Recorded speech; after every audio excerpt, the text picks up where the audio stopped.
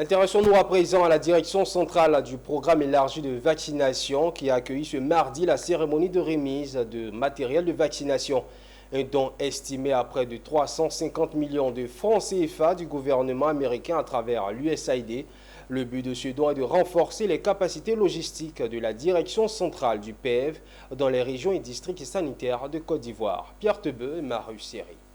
Ce don est composé de 50 réfrigérateurs TCW 2000 AC, de 200 porte-vaccins et de 300 glacières RCW 12 CF, le tout estimé à 350 millions de francs CFA. Un don du gouvernement américain à travers l'agence USAID pour renforcer les capacités logistiques de la direction centrale du programme élargi de vaccination DCPEV et permettre de conserver des vaccins afin de vacciner les populations dans les coins les plus reculés du pays.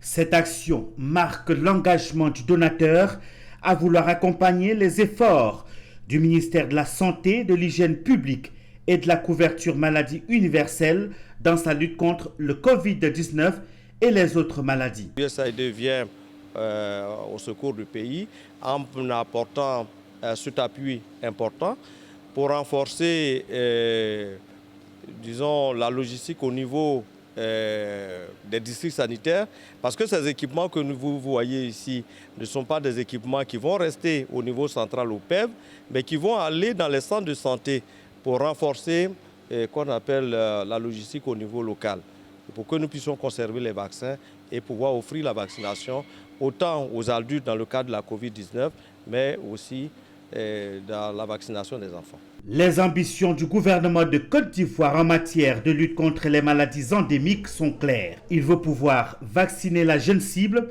des enfants de 0 à 23 mois. Aujourd'hui, l'urgence Covid a pris fin, donc nous devons reprendre les choses là où on les a laissées. L'USAID est l'un des partenaires importants du gouvernement ivoirien dans le domaine de la santé. L'agence lui a apporté depuis le déclenchement du Covid de l'assistance et des vaccins. Ce don a été remis par son représentant pays par intérim, Yves Corré.